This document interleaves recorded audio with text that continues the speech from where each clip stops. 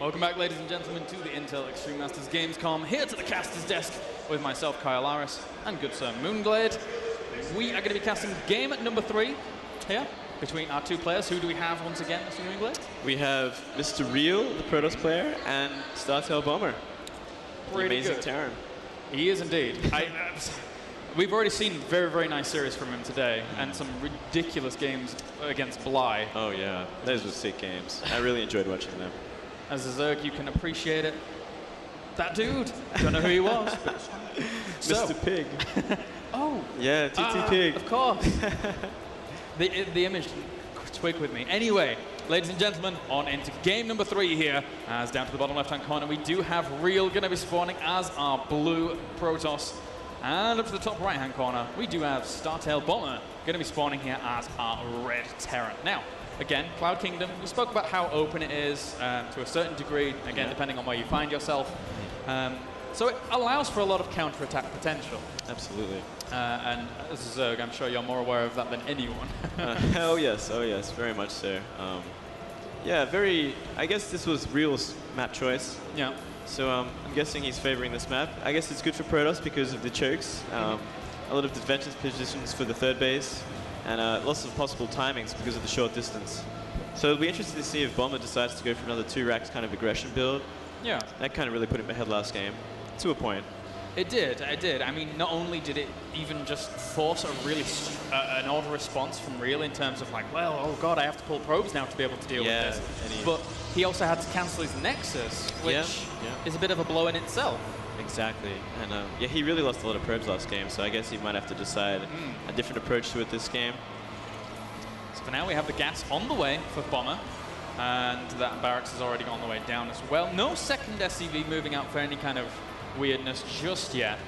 So you might just play a little bit more standard from here.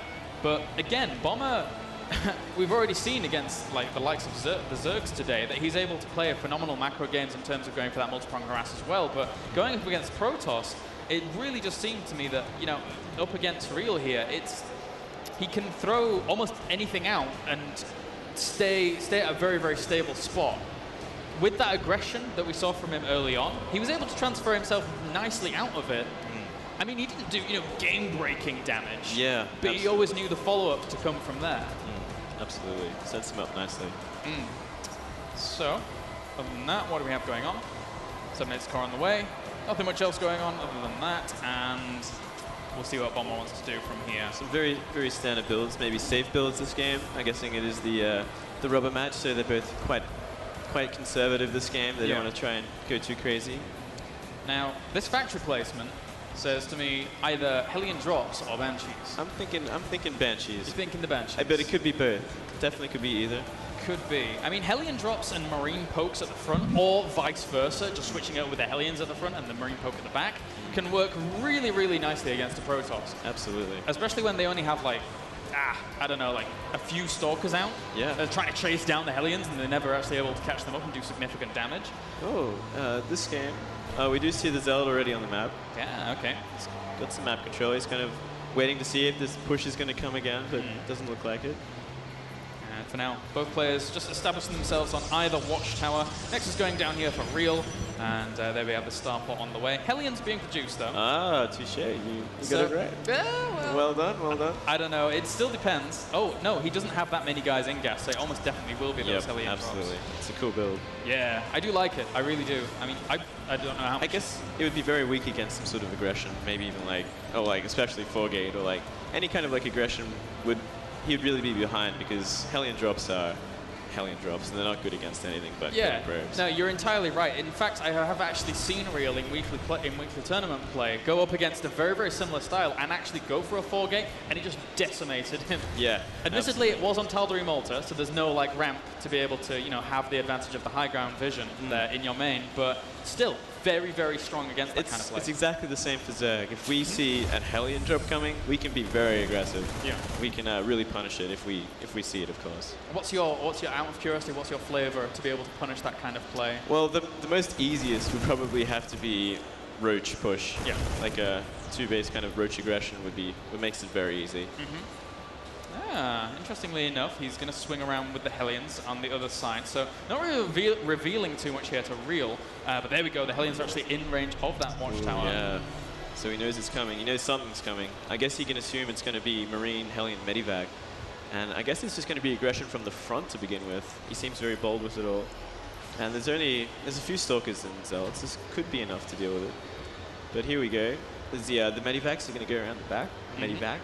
And Hellions from the front. So it's all going to come down to multitaskings and I guess Real's ability to identify what's going on. Yeah. Now, one thing is always really useful to go up against this is the kind of like having at least one sentry to be able to block off this ramp if you want to be able to do so, but the Hellions are going to get up anyway. And the Marine drop in the top right, it looks like it's going to claim at least a few probes. Ooh. Yeah. Okay, that was some pretty good damage. Getting a couple of Stalkers too, and saving the majority of the units. That was an amazing harassment. That was pretty darn good. But now the question is does the probe kills that he's done, i.e. 7, account for how many probes are going to be replenished off of this 2 base for Real? That's very true. So for now, he is chrono boosting double Nexus, but he actually wasn't producing probes just there.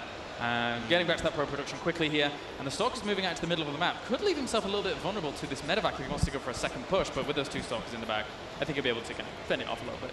Absolutely. And it looks like Bomber's going to just follow this up with the 1-1-1. So this is a really good idea because this map obviously is very close distance, and he's already done some great damage. So unless Real doesn't identify what this is exactly is, it's going to be really hard for him to stop. Well, he just poked up and saw the siege tank, which is really important. That's really going to give it away. Yeah, and it's funny because me and Sean were actually talking about this earlier, like, why did 1-1-1 fade off? But apparently, Bomber bringing it out here, very, very nice. I guess it entirely depends on how you get to that stage. If you can do some good damage, either with Banshee harass or drops like this, it really sets you up for a good 1-1-1. But if you do it straight up and they kind of see it coming, it's not going to work out. But this is interesting. I actually feel that the position that Real finds himself in right now, actually 10 worker kills. Something's going on. There's a second. There we go. Thank you, Banshee, for getting 5 kills. Damn.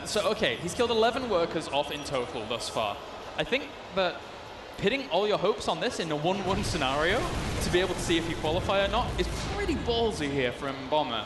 Yeah, absolutely. Especially considering how quickly Real has actually scouted this out. He knows this is coming. It's just a question of if he's able to get those Immortals up in time, if he's able to get them in the positions required, and he really needs these warp gates working. Yeah, he's looking kind of bare at the moment. He's almost got 1 Immortal out, and he's got gateway units, and this is quite a force coming, I must say. It's looking kind of scary for Real right now. I think that that initial damage really put him behind, but I think his best approach would be to try and take this fight on the ramp straight away and really abuse force field. And after that, he's going to really have to pull back and then just wait for the perfect army to crush down on it. Yeah, indeed. I think how much energy do we have on this sentry? Only certain energy for 1 force field right now. So with these rocks going down, he won't have too much area to be able to really cut things off. Nor the means by which to cut things off. So here he really needs to rely on good positionings with his Immortals. But is he going to be able to get that with the angle that Bomber is pushing in at? Yeah, this is such a hard position to attack, to try and stop. Oh, but he's got an observer right there, and he sees it, and ooh, Real almost touched side and take it, but the siege up just happened too quickly. And I think those Marines themselves are pretty scary. There's 28 Marines. That's a lot of Marines. SCVs in there too, making a couple of bunkers. This might even trigger the attack.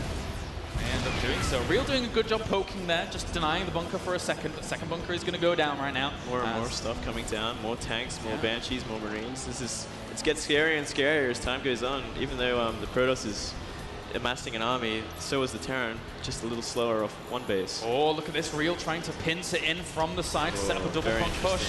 And he's actually just going to go for it here as Guardian Shield goes up on the end side of these things. This is kind of a great position for him. Those Banshees were completely out of place, and he's going to at least take out a lot of tanks, if not all of them. He is going to, so that was a nice engagement for him, but there's so many Marines left over, and the Banshee threat from the air as well. This is looking bad. Those Banshees alone are going to do so much damage. There's no Stalkers and so many Marines left. Yeah, this could be it. And he only has 3 gateways to reinforce from, so even if he warps in 3 Stalkers at a time, there's always that Marine threat to be able to shoot down on them. That Immortal just walks down and dies. This looks This looks terrible. I think this is over, unfortunately. It may end up being so. Moonglade, as right now the Marine's going to be able to kill off so many probes. Free reign over this entire mineral that line. Looks so fun, just killing all these probes. You like that? Oh my goodness. Oh, the Marine's now just dancing around here. Real does not want to accept defeat here. It's just fun now. He's just going to enjoy some Marine micro until Real decides to leave. Yes, there you go. GG, guys. GG. Startail Bomber is your first qualifier through to the group stage. Congratulations, Bomber.